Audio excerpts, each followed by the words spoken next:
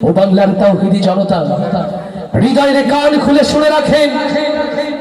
মিথ্যা মামলায় দীর্ঘদিন কারাগারের অন্ধকার প্রকোষ্ঠে যারা আল্লামা সাঈদীকে আটকে রেখে জুডিশিয়াল ক্লিনের মধ্য দিয়ে আল্লামা সাঈদীকে শহীদ করেছে, আজ হোক কাল হোক এই বাংলার মাটিতেই তাদের বিচার হবে ইনশাআল্লাহ।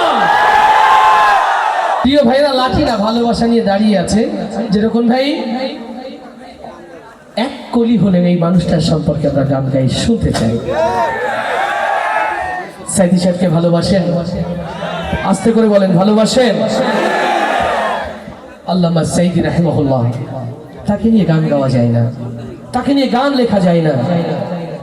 তার ভালোবাসা অন্তরে ধারণ করে, তাকে হৃদয়ে লালন করে দিন বিজয়ের জন্য, নিজেকে শাহাদাতের জন্য প্রস্তুতি নেওয়া যেতে পারে। আল্লামা সাঈদী কেবল একটি নাম নয়, আল্লামা সাঈদী একটি প্রেরণার নাম। আল্লামা সাঈদী বাংলাদেশের ইসলামী আন্দোলনের একটি ইতিহাসের নাম। আল্লামা সাঈদীকে ভালোবাসে যারা, আমার হৃদয়ের কথাগুলো শুনবে তারা। এ কোনো গান নয়, শুধুমাত্র তাকে নিয়ে আমার ছোট্ট অভিব্যক্তি।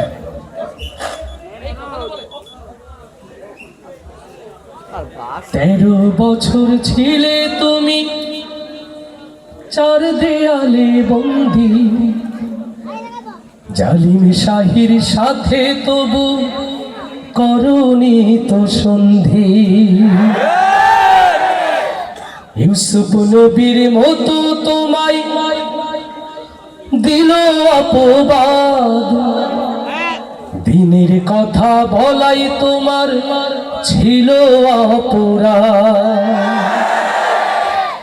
13 বছর ছিলে তুমি চার দেয়ালে বন্দী, জালিম শাহির সাথে তবু করনি তো সন্ধি।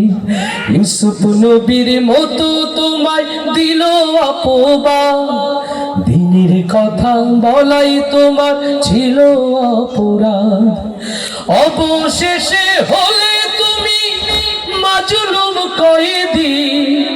আল্লামা সাঈদী তুমি, আল্লামা সাঈদী, আল্লামা সাঈদী তুমি, আল্লামা সাঈদী, আল্লামা সাঈদী তুমি, আল্লামা সাঈদী। ও বাংলার তাওহীদি জনতা, হৃদয়ের কান খুলে শুনে রাখেন। মিথ্যা মামলায় দীর্ঘদিন কারাগারের অন্ধকার প্রকোষ্ঠে যারা আল্লামা সাঈদীকে আটকে রেখে জুডিশিয়াল ক্লিনের মধ্য দিয়ে আল্লামা সাঈদীকে শহীদ করেছে, আজ হোক কাল হোক এই বাংলার মাটিতেই তাদের বিচার হবে ইনশাআল্লাহ। হৃদয়ের কান খুলে শুনে রাখেন, সেই ট্রাইব্যুনাল আজও আছে, সেই আদালত আজও আছে। আজও বাংলার মানুষ সেই ফাঁসির দড়ি রেখেছে, শুধুমাত্র ওই নাস্তিক মুরতাদের বাংলাতে ফেরার অপেক্ষা। আল্লাহ তাআলা দ্বীনের পথে, আল্লামা সাঈদীর পথে সকলকে যেন জাগ্রত থাকার তৌফিক দান করেন। আপনাদের অন্তরে আল্লামা সাঈদীর এই ভালোবাসা যেন এক একটি মিসাইল হয়ে জালিমের মসনদকে ছারখার করে দেয়। হৃদয় খুলে শুনে রাখেন মুসলমান, আজ বাংলাদেশ দ্বিধা বিভক্ত।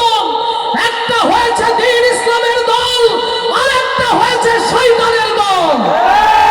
অতএব এখনই সিদ্ধান্ত নেওয়ার সময়, আমরা কি শয়তানের দলে যাব নাকি দ্বীন ইসলামের দলে থাকবো, সিদ্ধান্ত নিতে হবে মুসলমান।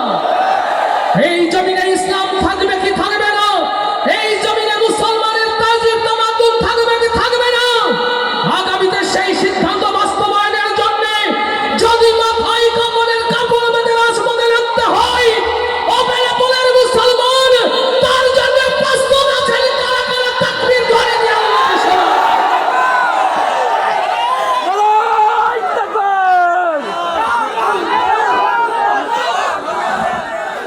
আল্লাহ তাআলা আমাদের সকলকে কবুল করুন, কবুল করুন। রাসূলের শানে এনামুল হাসান বিন নূর ক্যাডেট মাদ্রাসার এই অনিন্দ সুন্দর আয়োজন সিরাত ফেস্ট আল্লাহ তাআলা হায়াতে রাখলেন। আবারও কণ্ঠে কণ্ঠ মিলিয়ে আমরা এই জমিনকে রাসূলের সুরে প্রকম্পিত করবো ইনশাআল্লাহ। আসসালামু আলাইকুম ওয়া রাহমাতুল্লাহ।